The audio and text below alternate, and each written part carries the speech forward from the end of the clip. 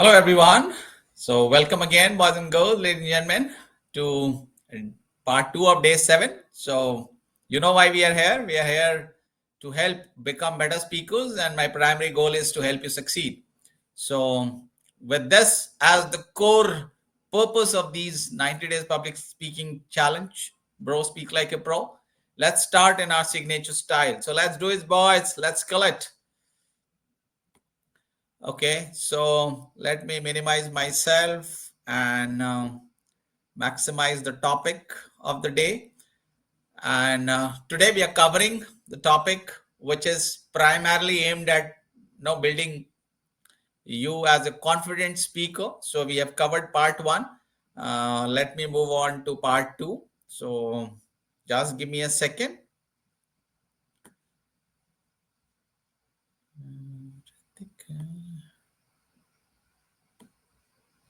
Okay, boys.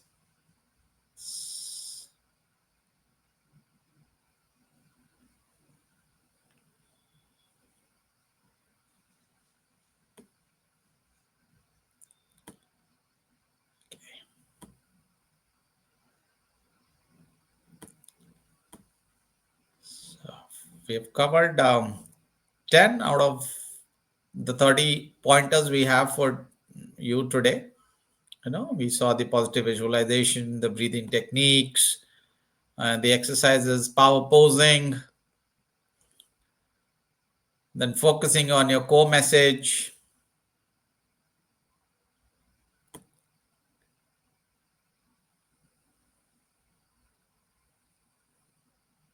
preparing, which is the key to your confidence.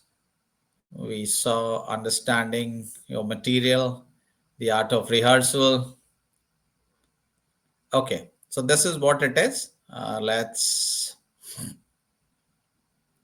start with this. Okay, I hope you can see this. Let me check whether you are able to see this or not. Yes, it is visible. So just a sec, my friends. Let me go. Yeah. So part two will start with the art of rehearsal.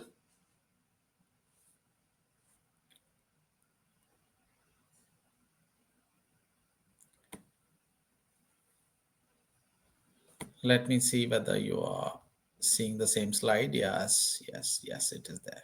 Okay. Okay, good. That's good. Okay. So as you can see, this slide covers three key aspects of effective rehearsal. That is mirror practice or mirroring. Then second is one of the most important, most powerful tech enabled is recording yourself, because this you can repeat a number of times, right, without too much of energy, like mirroring.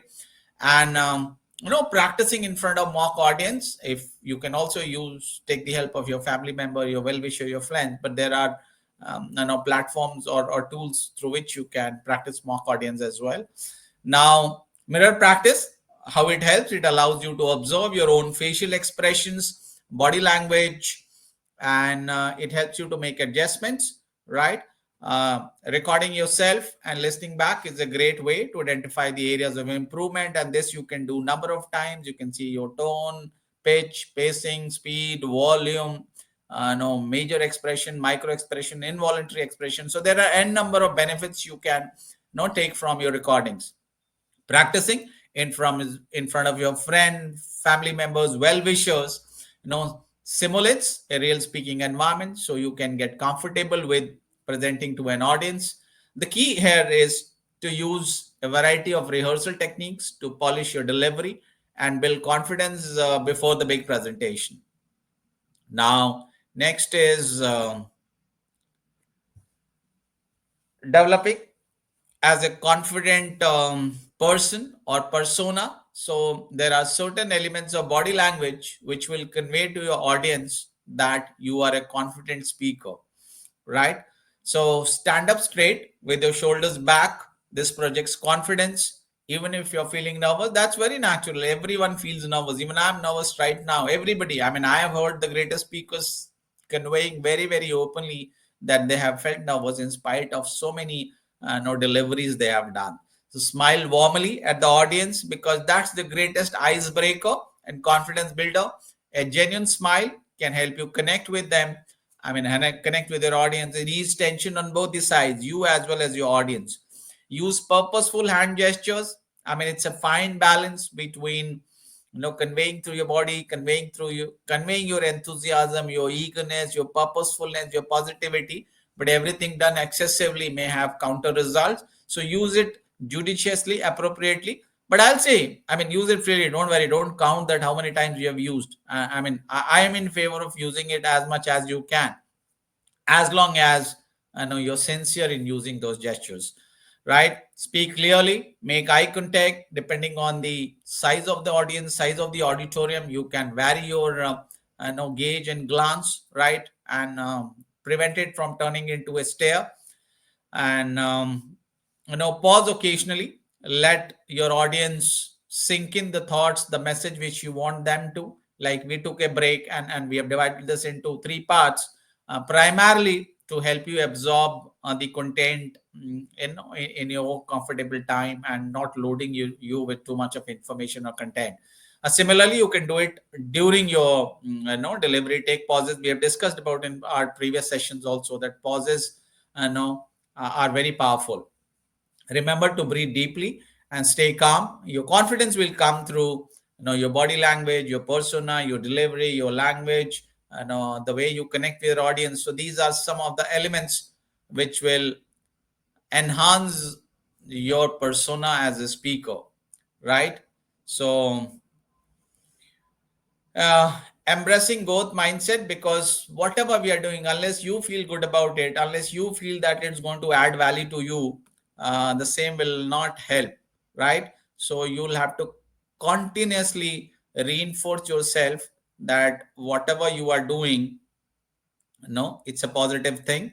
And you want to grow, you want audience to grow, you want to convey important message. So speaking in public can be challenging, but it's important to approach it with a growth mindset, as a positive, proactive, professional. View difficult speaking situation as opportunities to learn, and don't think as obstacles all the time. See the positive outcomes from those difficult moments, those speaking assignments. And know that at the end of the day, it will help you learn more. It will help you to improve, and rather than as threats and obstacles all the time. Actively seek out feedback from others and be open to constructive criticism. No criticism, no growth. That's what I firmly believe. Use it to identify your areas of improvement. Filter the criticism. Sometimes it could be very, very personal, and so I'm sure you're smart enough to filter between positive criticism or vis-a-vis criticism just for the sake of criticism. Celebrate your progress, no matter how small it is. Acknowledging your growth will help you stay motivated and continue improving. Remember, becoming great or good at anything is a journey, and it's a process. It's a lot of hard work. Consistency is the key differentiator. So don't leave. Take one step at a time, one presentation at a time, one assignment at a time, and don't wait for the perfect moment, which never comes. So accept the process of continuous learning and development. Let's move ahead. Okay. So managing mistakes gracefully. Whatever you do, whatever we do, mistakes will happen, right? I know I'm right now also making few mistakes, right? Somebody may absorb it, somebody may not absorb it, and it's fine as long as I know that my purpose is honest. I have done I know whatever I could have done, and there's always scope for improvement. So mistakes will happen. So we'll accept the miss, and I gracefully accept any of the mistakes I've done. Please give me that feedback. So does this applies to you as well. Wherever you are, mistakes will happen, even to the best of the presenter, to best of the class, right? But the key is to manage them gracefully. Stay calm, accept it, don't overemphasize it. It's fine. You've made it mistake, you've accepted it, move on. Take a deep breath, maintain your composure. The audience will appreciate your poise and your honesty, that you're a normal human being. You have accepted your mistakes, but at the same time, you're ready to move ahead, right? And you don't get stuck or broke down because of that. So if necessary, briefly acknowledge the error, and continue with your purpose, because your purpose is more important than few smaller mistakes, right? Don't harp too much on it. After the presentation, reflect on any mistakes you have made based on based on the feedback of your audience or your own reflection. This will help you to improve for the next presentation of yours. The audience usually understanding, they are there to support you, they want you to succeed. So if you handle the mistake well, there's nothing much to worry. Focus on your content, the delivery, the overall message, the core value of your message, not on some frivolous mistake. Okay.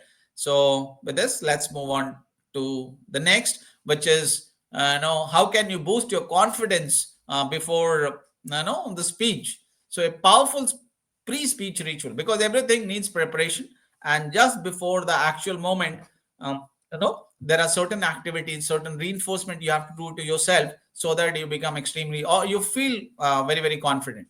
So one of the powerful pre-speech ritual is to create a playlist of energizing, motivating songs. Right, listen to them. It could be songs for somebody. It could be some mantras for somebody. It could be brief, small physical activity for someone. It could be anything, right? So whatever suits you, whatever helps you to become more confident, more calm, more composed, more confident, do that. It could be music, exercise, breathing, anything. Another great ritual, for example, is to be little mindful, get into the moment, do little meditation, right? This can help you center yourself, calm your nerves, and be fully present in the moment without worrying about the outcome, which is going to happen subsequently. So repeating these, we discussed about positive visualization, so keep repeating these positive affirmations. We know that whatever your mind thinks, you become that. So keep repeating these positive affirmation. It's a fantastic way to boost your confidence and shift your mindset before speaking. Remind yourself of your strengths, your abilities, your education, your parentage, your experience, your exposure. Be very confident of all this. These are your real assets. Okay. So together, these simple yet very powerful pre-speech rituals can help you feel poised, composed, self-assured, calm in the moment, and it will help you to deliver a very powerful presentation. Let's move on to the next aspects to make you a confident speaker. Start by acknowledging, these are the rituals related to the mid speech confidence. So start acknowledging the audience and introducing the topic of the slide. Smile, develop a connect, have an eye connect with your audience, try and cover the entire set of audience, explain that, engaging with the audience through questions, participation, anecdotes, rhetoric, jokes, humor, anything which can help you break the ice between you and audience and make them more receptive. Do that. Encourage the audience to identify supportive faces in the crowd. If you know someone in the audience, try and do an eye connect with, get some reaffirmations, because those are your well wishers. You know them, they want certainly you to succeed. And take these strategic pauses. We have discussed that this will help you to calm down, to get back to the stage, configure your thoughts, reboot yourself, do those little breathing exercises we discuss quickly. And these techniques will help you during the delivery, right? So once you follow these pre-speech ritual, during the speech ritual, you'll certainly become a more confident speaker. And these are some of the elements which will help you to develop long-term confidence as a speaker. So the most important aspect is consistent practice, right? This is the key to building confidence in public speaking over the long term, and it's true for anything, any skill one wants to learn. Regularly seek out opportunities. The more performances you deliver, the better you become, whether it is at work, your community, your society, your school, college, wherever you get an opportunity to get on the stage, address the audiences, you must utilize that and see them as opportunities rather than obstacles. Joining any of the like-minded group, it could be a speaking group in your college, in at your workplace, or like-minded people who feel that this is a very important skill. People like me, if nobody else, no, knock me, I'll be there. I'll connect with you, few people who are interested in this art of confident speaking. and make groups even smaller, because that will give you mutual strength, mutual positive energy, right?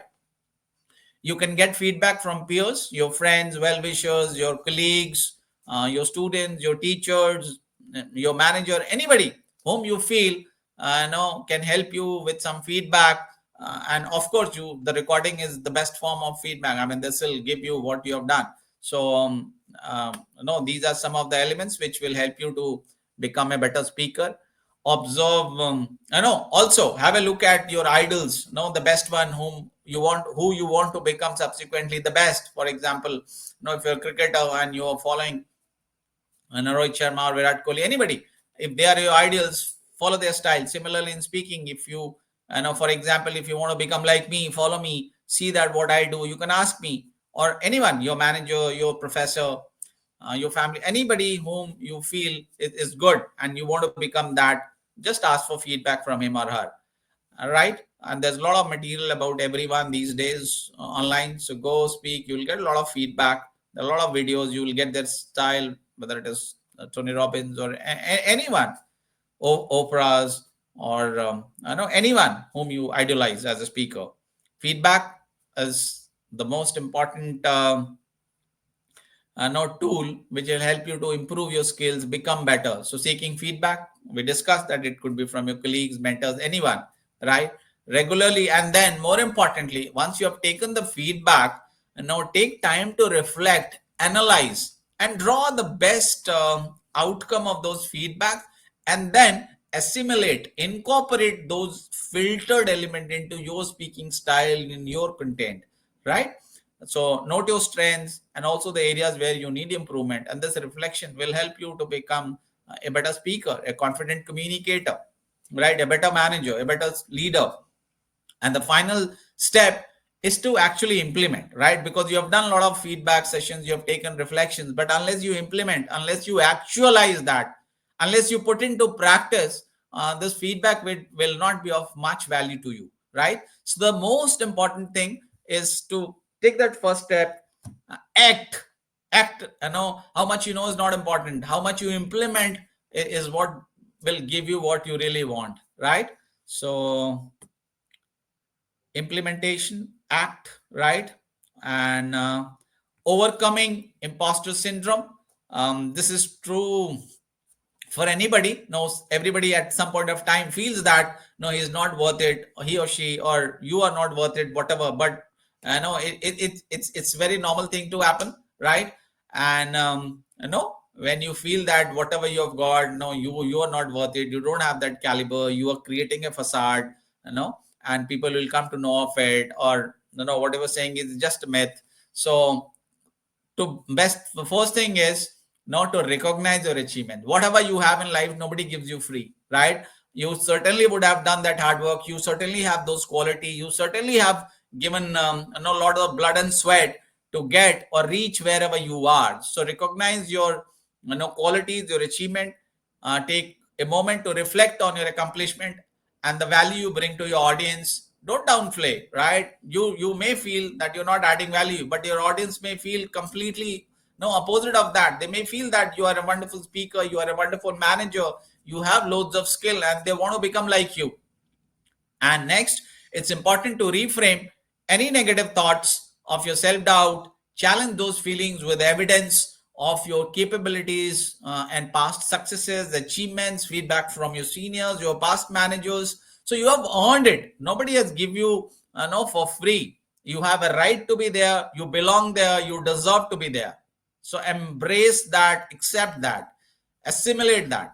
Finally, whatever qualities you have, whether it is your personality, your voice, height, weight, physique, your communication style, that's unique, that's your IP, that's your individual property, and your own intellectual property. So start loving that, use that more often. Your experience and insights are valuable and will resonate with the audience in no way somebody else could do, because those are your unique quality. So remember, if you have been chosen to speak, you have been chosen to address, you have been called on the stage, people believe that you have those qualities, and you have that aura, you have that qualification, you have that experience to be there on the stage and deliver the message which the organizers, or the audience wants you to deliver, right? So with this, I'll take a pause here, because I don't want you to be loaded with tons of information, because then it becomes an overdose of content, overdose of information. So with this, boys and girls, ladies and gentlemen, we come to end of part 2 of our day 7 to build you as a confident speaker.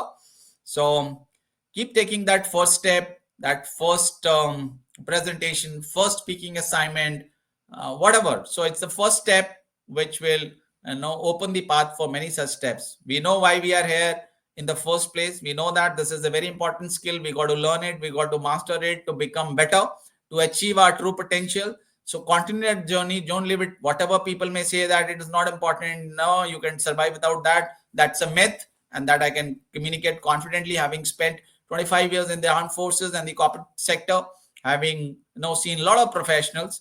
And I will once again reinforce, this is a very important skill. And before we wrap it up, just let me know your feedback. If you want something to be added, something to be deleted, you want it to be in English, whatever, any feedback you want, any content, any particular topic you want to be covered, please let me know. Thank you so much, and God bless you. You guys rock.